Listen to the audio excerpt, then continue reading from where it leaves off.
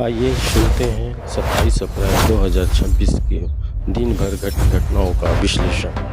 क्या आप जानते हैं कि आज की सबसे बड़ी खबरें क्या हैं? नमस्कार, 27 अप्रैल 2026 के इस खास करंट अफेयर्स एक्सप्लेनर में आपका स्वागत है।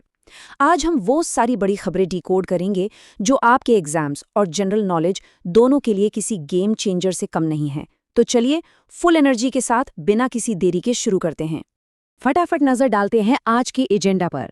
पहले नेशनल न्यूज, फिर क्लाइमेट क्राइसिस, उसके बाद defence, global affairs, trade, tech और लास्ट में हमेशा की तरह हमारा सुपरफास्ट क्विक रिवीजन। चलिए सीधे जंप करते हैं हमारे पहले सेगमेंट पर, टॉप नेशनल न्यूज, ट्रेड और ट्रांसपोर्टेशन। अब सबसे पहले बात करते हैं एफटीए यानी फ्री ट्रेड अग्रीमेंट की।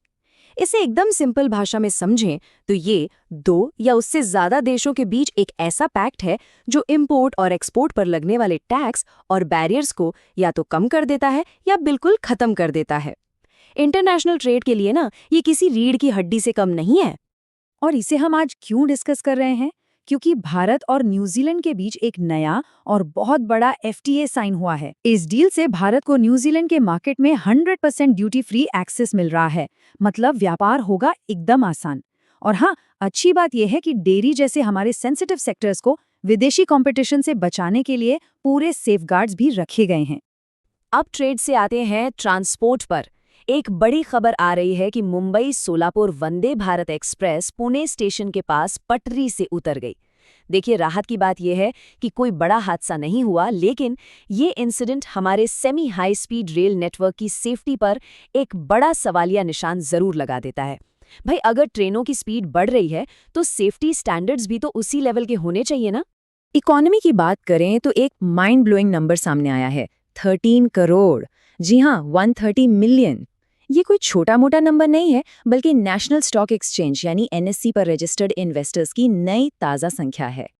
अब आप सोच रहे होंगे कि अचानक इतने सारे लोग शेयर बाजार में क्यों आ रहे हैं? इसके पीछे सबसे बड़ा हाथ है रिटेल इन्वेस्टर्स यानी आम लोगों का। डिजिटल इंडिया ने ट्रेडिंग ऐप्स को हर फोन तक पहुंचा दिया है और लोगों में फाइनेंशियल लिटरेसी भी तेजी से बढ़ रही है। बस इसी ने इस 13 करोड़ के मैजिक फिगर को पॉसिबल बनाया है। आगे बढ़ते हैं हमारे दूसरे सेक्शन की तरफ, क्लाइमेट एंड एनवायरमेंटल क्राइसिस, जहां कुछ बहुत ही डराने वाले रिकॉर्ड टूट रहे हैं। ये आंकड़ा जरा ध्यान से सुनिए, 100 में से 98। हाल ही का डेटा बताता है कि दुनिया के 100 सबसे गर्म शहरों की लिस्ट में 98 शहर सिर्फ और सिर्फ भारत के हैं। ये लिटरली एक अभूतपूर्व और अलार्मिंग सिचुएशन है। सवाल ये है कि देश में ये भयंकर गर्मी आखिर क्यों पड़ रही है? तो इसका जवाब सिर्फ मौसम का बदलना नहीं है। ये दरअसल ग्लोबल क्लाइमेट चेंज और हमारे तेजी से बढ़ते अनप्लान्ड शहरीकरण का एक बहुत ही खतरनाक कॉम्बिनेशन है। हर तरफ कंक्रीट के जंगल बन रहे हैं और नेचुरल ठंडक कहीं खोसी गई है। और मुसीबत सिर्फ गर्मी तक लिमिटेड नहीं है। भारत के कई बड़े शहरों में एयर क्वालिटी इंडेक्स यानी AQI गिरकर अनहेल्दी लेवल पर आ गया है। सोचिए, एक तरफ रिकॉर्ड तोड़ती झुलसाने वाली गर्मी और दूसरी तरफ सांस लेने के लिए ये जहरीली हवा। सिचुएशन काफी सीरियस है। चलिए अब रुख करते हैं हमारे तीसरे सेगमेंट का, डिफेंस और ग्लोबल अफेयर्स, जहां इनोवेशन और स्ट्रैटेजी दोनों देखने को मिल रही हैं। न्यूज पर जाने से पहले एक इंपॉर्टेंट डिफेंस टर्म समझ लेते हैं, एम्फीबियस टेक्नोलॉजी। अब ये क्या है? सिंपल है, ये वो मिलिट्री व्हीकल्स होते हैं जो जमीन और पानी दोनों पर एकदम आसानी से और इफेक्टिवली चल सकते हैं। और हमारे लिए प्राउड मोमेंट ये है कि DRDO ने इस टेक्नोलॉजी में कमाल कर दिया है। उन्होंने नए amphibious combat vehicle successfully develop कर लिए हैं। इसका सीधा सा मतलब ये है कि अब हमारी सेना दलदल हो, नदी हो या कोई भी मुश्किल टेरेन, हर जगह बड़ी आसानी से ऑपरेशंस कर पाएगी। डिफेंस मॉडर्नाइजेशन में ये एक बहुत बड़ा स्टेप है। डिफेंस से ही जुड़ा एक ग्लोबल डेटा भी देख लेते हैं।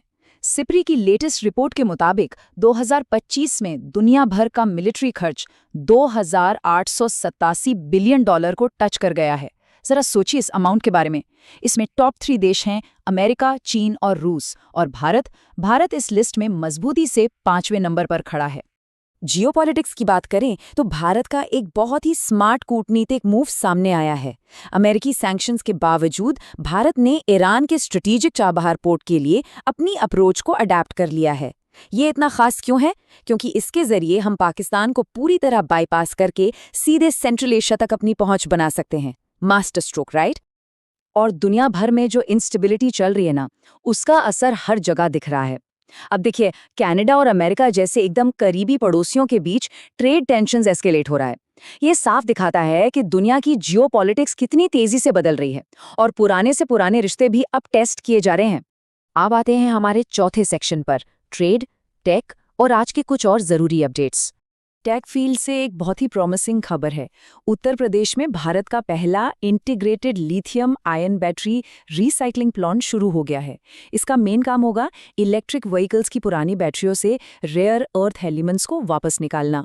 फ्यूचर के ईवी मार्केट और भारत को सेल्फ रिलायंट बनाने के लिए ये सच में एक गेम चेंजर साबित होने वाला है।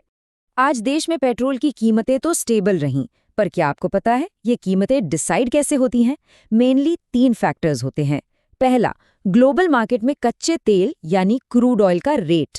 दूसरा, सेंट्रल और स्टेट गवर्नमेंट्स के टैक्सेस। और तीसरा, डॉलर के मुकाबले हमारे रुपए की वैल्यू। बस इन्हीं तीनों के गणित से तय होता है पेट्रोल का दाम। चलिए फटाफट कुछ क्विक जीके अपडेट्स ले लेते हैं। मुंबई में एक बहुत ही रेयर सी स्लग यानी समुद्री जीव मिला है। उधर ग्लोबल टेंशन की वजह से सोने की कीमतों ने फिर छलांग लगा दी है। भारत और कतर के बीच फ्लाइट्स भी रिज्यूम हो चुकी हैं। और हाँ, स्पोर्ट्स की बात करें तो दिल्ली कैपिटल्स ने आईपीएल में खराब परफॉर्मेंस का एक और रिकॉर्ड बना दिया है। रिकॉर्ड तो आखिर रिकॉर्ड है। ओके, तो अब वक्त है हमारे फाइनल और सबसे इम्पोर्टेंट सेक्शन का, आज का क्विक रिवीजन, ताकि सब कुछ आपके दिमाग में एकदम सेट हो जाए। जल्दी से कीवर्ड्स मैच करते हैं। एफटीए का मतलब आज की न्यूज में भारत न्यूजीलैंड डील। एनएससी ने क्रॉस किया 13 करोड़ इन्वेस्टर्स का माइलस्टोन। डीआरडीओ लेकर आया एम्फीबियस व्हीकल्स। सिप्री रिपोर्ट के मुताबिक ग्लोबल मिलिट्री स्पेंडिंग हुई $2,887 बिलियन। और यूपी में खुला है भारत का पहला लिथियम बैटरी प्लांट। याद रहेगा ना? तो आज के लिए बस इतना ही, लेकिन जाने से पहले आपके लिए एक बड़ा सवाल छोड़कर जा रहा हूं। एक तरफ दुनिया हथियारों पर $2,887 बिलियन खर्च कर रही है और दूसरी तरफ हीट वेव्स क्लाइमेट के सारे रिकॉर्ड तोड़ रही हैं। आपको क्या लगता है, हमारा ग्लोबल फ्यूचर आखिर किस तरफ जा रहा है? क्या हम हथियारों की इस रेस में अपनी ही पृथ्वी को पीछे छोड़ रहे हैं? इस बारे में जरूर सोचिएगा। आज के इस एक्सप्लेनर से जुड़ने के लिए आपका बहुत बहुत शुक्रिया।